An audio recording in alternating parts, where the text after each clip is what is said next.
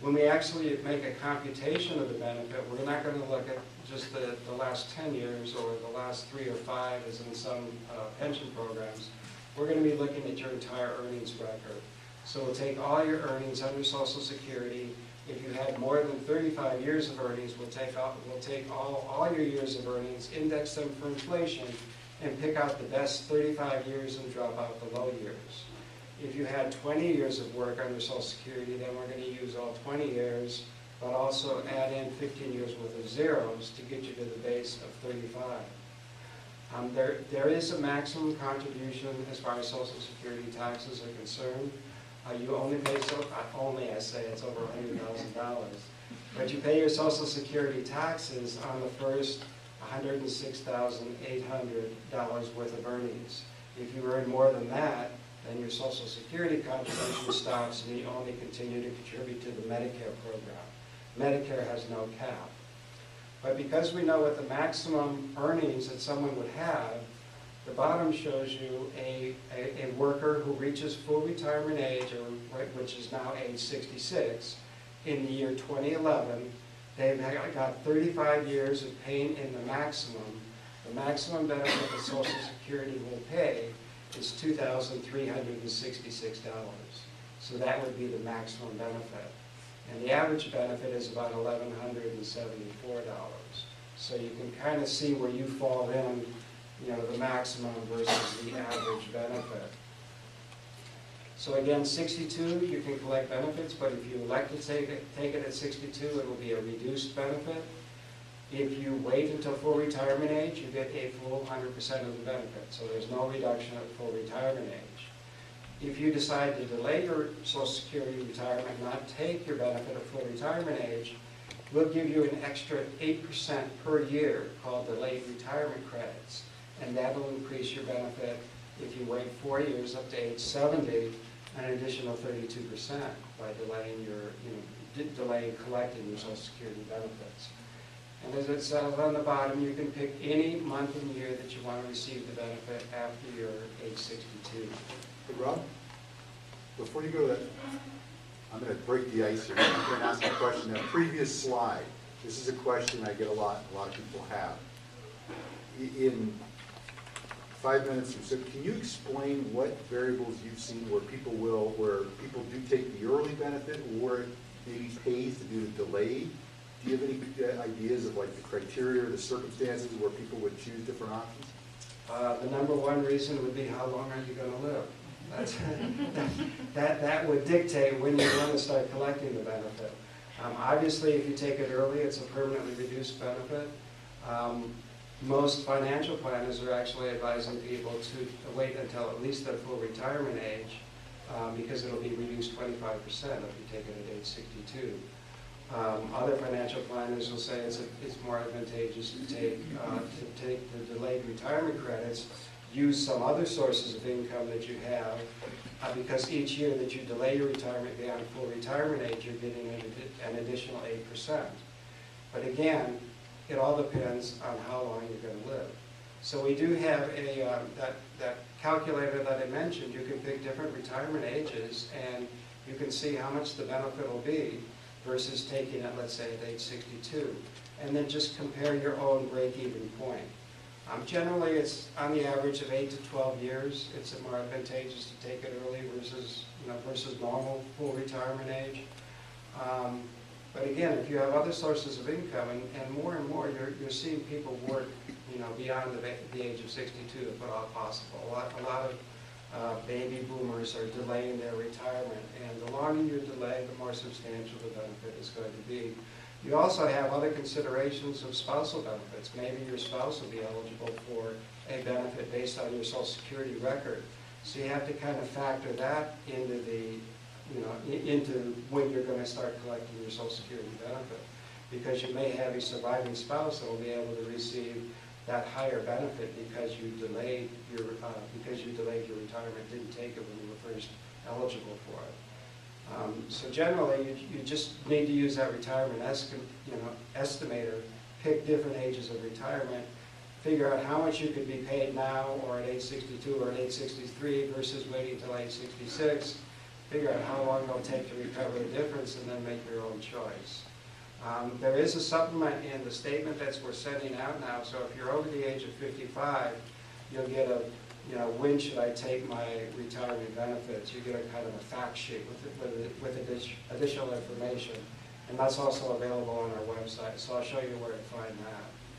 Again, it's a personal choice, so you're the one who needs to decide. I'd like to point out the difference in the age of retirement. Used to be age 65 for everybody for full retirement benefits.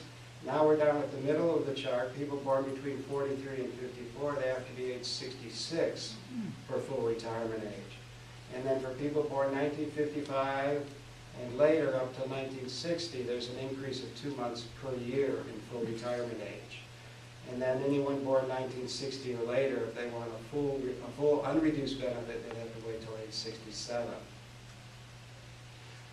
Those changes in retirement age actually took place in an amendment package in 1983, which was a time that we had a similar situation that we did today, where changes needed to be made in order to fund the program well into the future.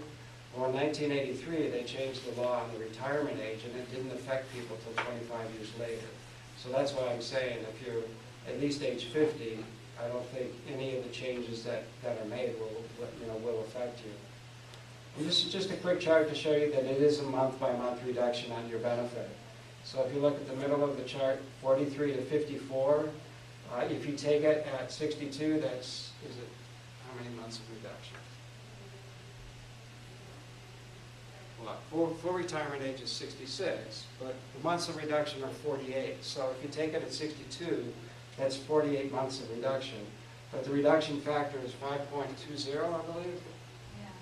And that's a full reduction of 62 of 25%. But because it's a month-by-month reduction, for each month you delay, you're going to get a few dollars more in your benefit. So that's why you need to really decide on what month and year you want to start collecting your Social Security benefit. Once benefits are elected, once you elect to receive those benefits, it's a permanent reduction. And a lot of people really aren't aware of that. They think they can take it early, and then once they reach full retirement age, they'll get a sudden bump up in their benefit amount. Well, that doesn't happen. You'll continue to receive the same amount. The only change would be cost of living increases, and what's happened for the last 2 years for Social Security recipients. No cost of living increase. Our cost of living increases took place back in 1976, is when they passed the law to start paying a cost of living increase. And there's been increases in cost of living every year, every subsequent year, until 2010 and 2011. We think that 2012 will have another cost of living increase, but that's the only increase that you would see if you take your benefits early.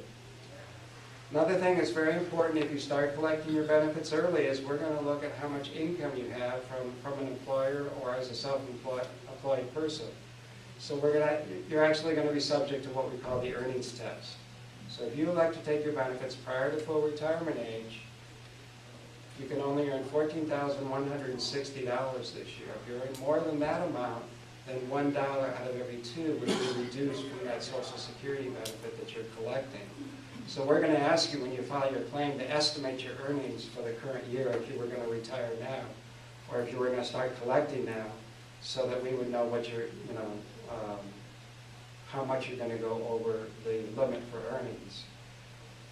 That goes from 62 up until the year that you reach full retirement age. In the year you reach full retirement age, you can earn more money in the months prior to full retirement age. So when you're going to turn, let's say your full retirement age is 66.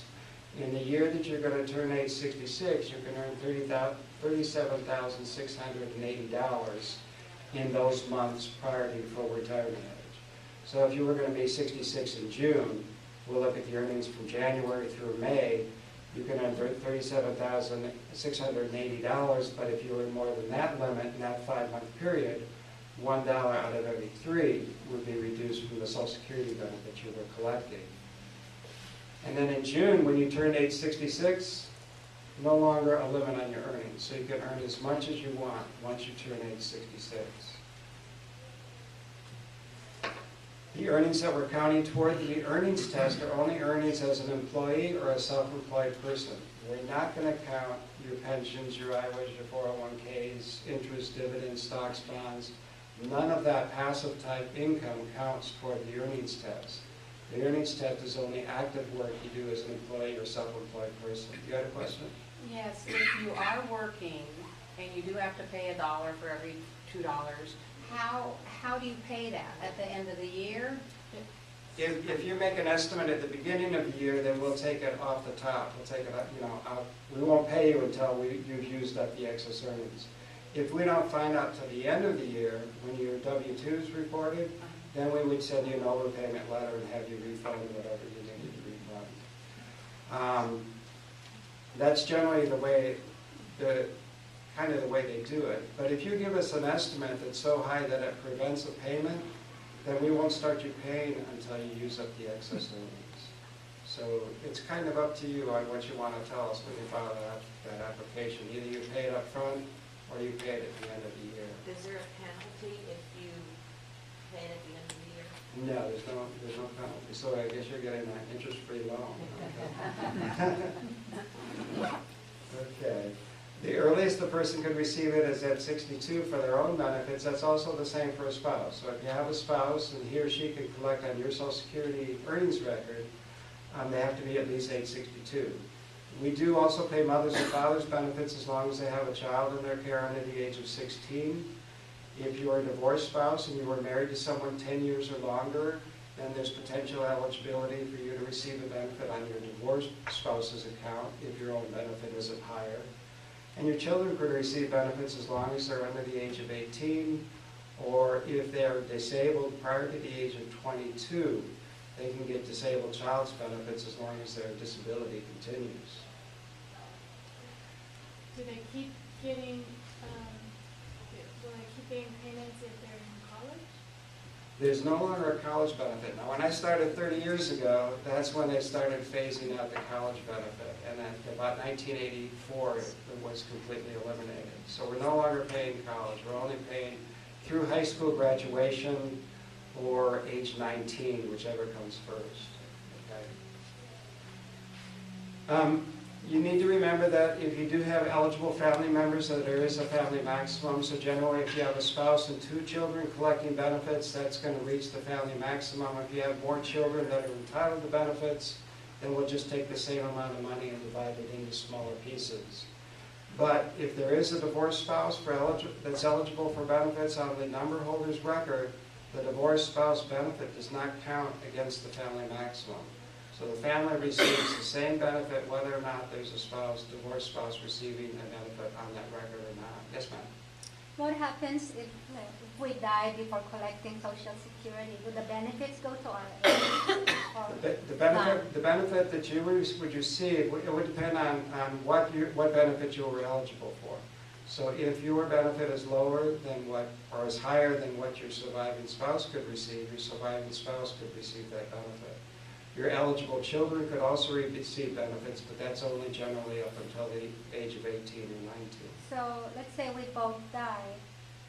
Our daughter is over 18, so she won't get in? Right, she wouldn't receive anything. Yeah. And again, there's not even a college benefit now. So the only one you can pass it on to potentially is the surviving spouse. Yes, sir? If you're taking your benefit at age 62 and you're working but not making more than $14,000 a year, and you're paying into Social Security through whatever paycheck you get, does that still count towards your Social Security benefit down the road? Yeah, okay, that's a good point. A lot of people don't, what a lot of people tell me is, well, I'm still working, do I still have to pay Social Security tax? I'm glad you realize that. You keep working, you have to keep paying Social Security tax whether it benefits you or not. What we do at the end of the year, you get a W-2, it's reported. We'll look at the W-2, and if that's one of the highest 35 years, that year would be added into the computation of the benefit, and we would do what we call a recomputation and benefit you with that additional earnings starting January of the following year. And as long as you continued earning this, and as long as that was one of the years of 35 highest earnings, we would give you a recomputation of the benefit. You don't have to ask for it, it's done automatically.